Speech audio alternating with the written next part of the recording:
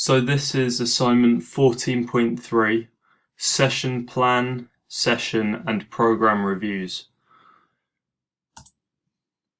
The aims of this program are to improve the jump, strength, agility and flexibility for my client.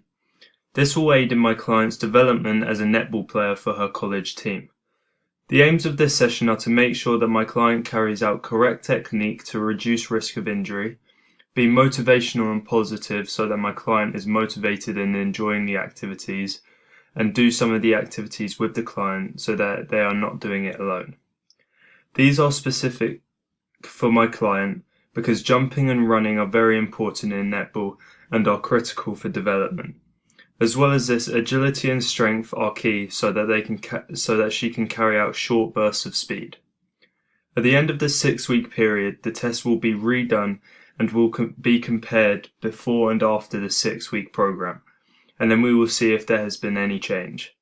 For the session aims, I will reflect on the session and check if I was being motivational, check the client feedback and asking if any activities felt uncomfortable, as well as reviewing video footage that was taken during the session. So this is an example of a risk assessment. The activity would be the training session. The department is PE. It's assessed by me. The location is Basvik and the date is whatever day the session is carried out. A hazard could be slippery floor. The person at risk would be the participant. The controls to be in place would be a visual check and warning the participant. The likelihood is a 2, the outcome is a 2, and the risk rating is a 4. The actions necessary would be monitoring the surface and sweeping the floor. Another hazard would be an unstable bench. This would affect the participant, and warning the participant is the control. The likelihood is a 2, the outcome is a 2, and the risk rating is a 4. The actions necessary would be making sure the bench is stable or maybe carrying out a different activity. The jewellery, this could affect the participant. The controls in place are a visual check. The likelihood is a 2, the outcome is a 2, and the risk rating is a 4. The actions necessary is ensuring that all participants have nothing that may get caught and harm them during the activity.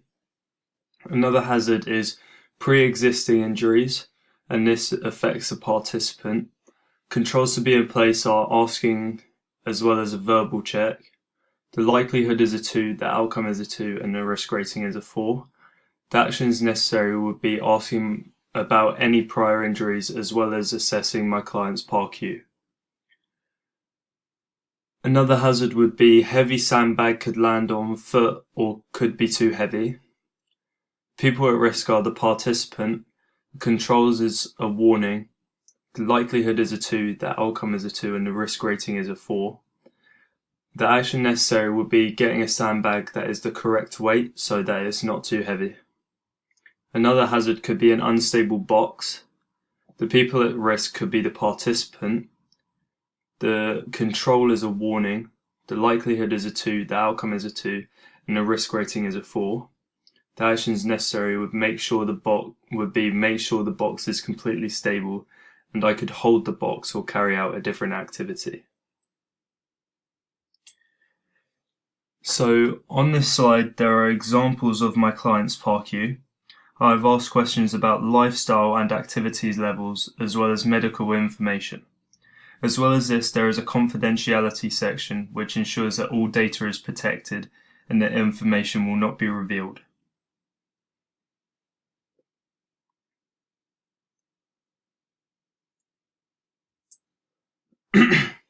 So these are the averages and the results that I got from my client.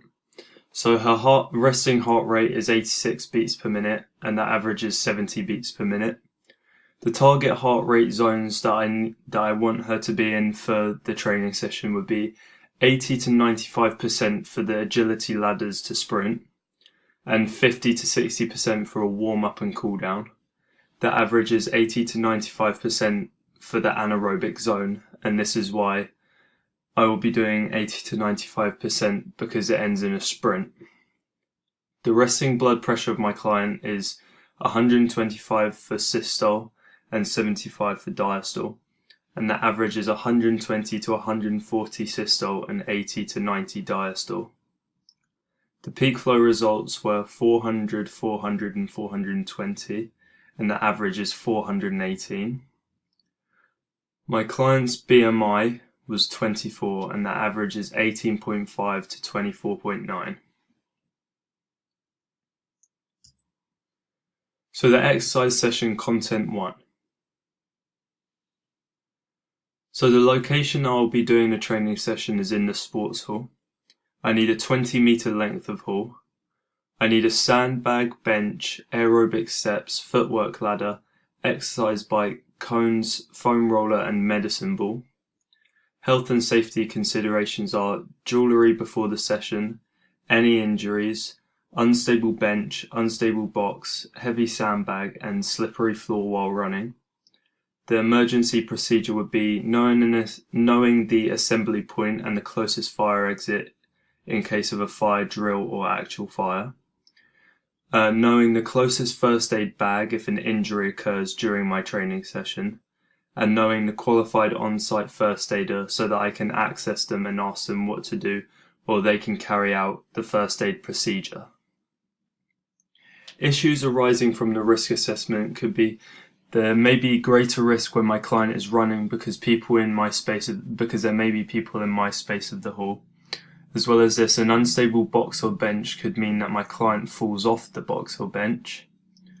Using a sandbag that is too heavy means that they could hurt themselves with incorrect technique when doing squats, where they may hurt their back, or it could land on their head if they were doing overhead activities, but they will not be doing that in my training session.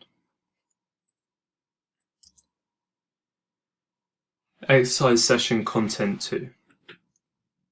So, for the introduction, when I first meet my client, I will be polite and ask how they are.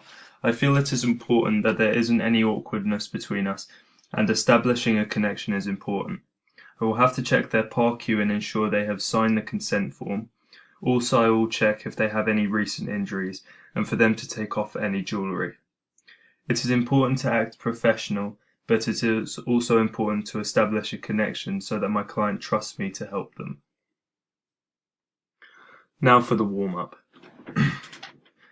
The warm-up is a 3-minute cycle on the exercise bike at 65% max heart rate.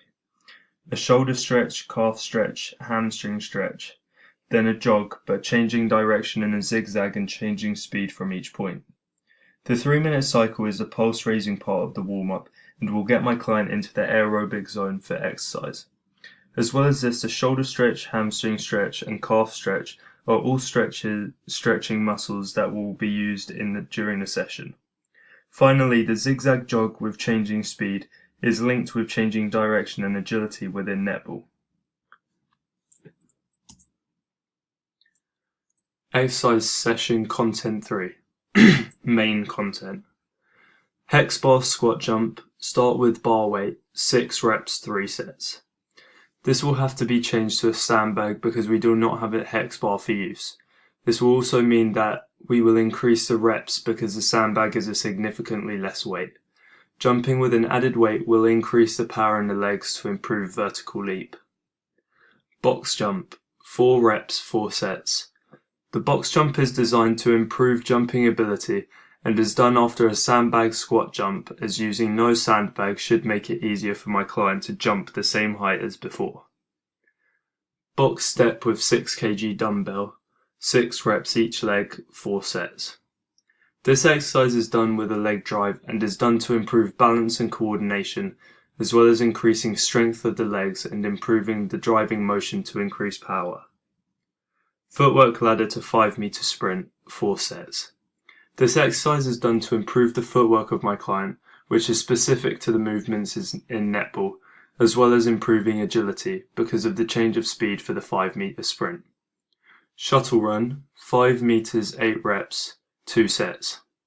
This is done purely to improve the agility of my client, which is important in netball. As well as this, a sideways motion is used for defense. 20-meter sprint, 2 sets. This is a flat-out sprint and is done when my client should be tired and means that when she is well rested, the sprint should be easier. This conditioning session focuses on improving power in the legs, as well as improving agility.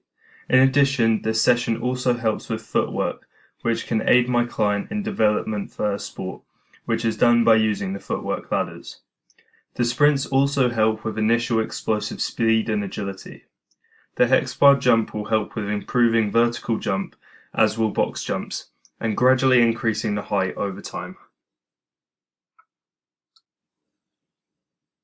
Exercise session content 4, cool down.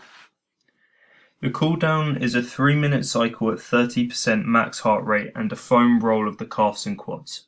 A 3-minute cycle is a low exertion exercise and is also an active cool down. This means that any lactic acid that is still present in your body should be flushed out because blood is still being pumped around the body. This prevents delayed onset muscle soreness. As well as this, an active cool down prevents venous pooling of blood in the lower limbs. Foam rolling of these muscles is good as it's a self-massage and keeps blood flowing to your muscles to eradicate lactic acid. Foam rolling also ensures the re-lengthening of muscles after continuous contraction. Ending the session. Collect all of the equipment carefully. Do not carry too much equipment at once so it doesn't get damaged. Don't just leave everything out. Ask if there is anything else that the client needs and ask for the client review of the session to see where I can improve on the session.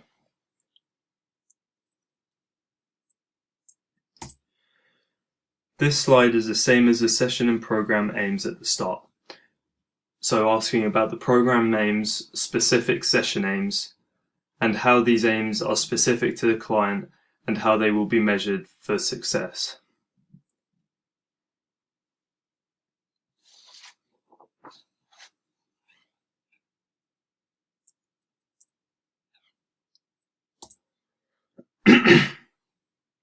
Client feedback. My client said that the session was good. I made it relevant to my client's sport as well as having variation within the session and not doing repetitive activities. I did not make my client work too hard, but I did not make it too easy either. One thing that could be improved is that I should have made the warm-up and the cool-down more effective because my client felt that she had sore legs after the session. This could have been due to the time limit and I couldn't carry out a good enough cool-down at the end.